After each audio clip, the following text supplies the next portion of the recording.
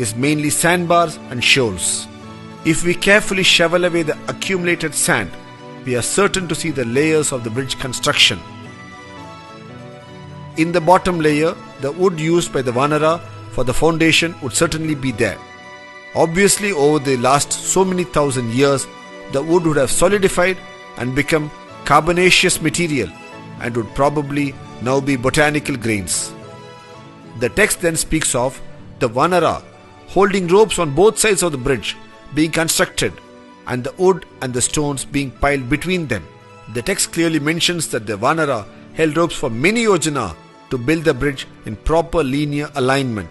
From this description, it is clear that it was not just random throwing of stones, but a planned effort which took into consideration the concept of linear alignment, which is even today evident from the aerial photograph of the bridge. The distances they covered each day is also mentioned in the text. In the text, it's explicitly mentioned that the total length of the bridge was 100 yojana in length and 10 yojana in width. This is a 10:1 ratio. Today, at actual site conditions, the Rama Setu or Adams Bridge measures to 35 kilometers in length by 3.5 kilometers in width. This is also a 10:1 ratio.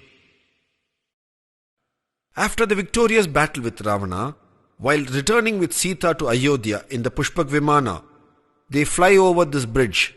Rama then points this bridge to Sita and states as to how difficult it was for them to construct and how it was only Nala, the engineer par excellence, who could execute it, and Rama calls it Nala Setu. When did this Nala Setu come to be called Adams Bridge?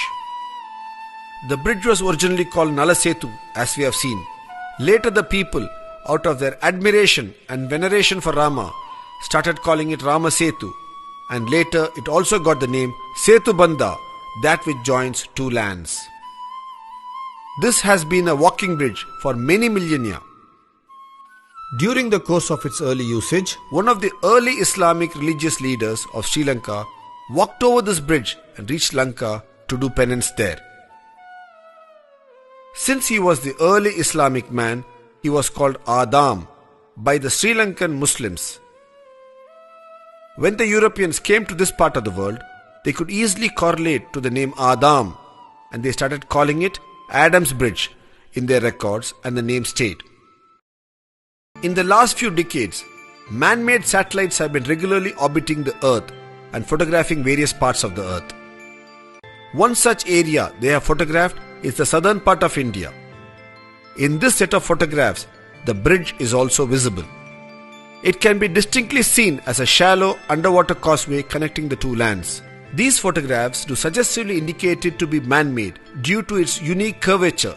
The opinion of many is that this could be the man-made bridge as detailed in the Ramayana text.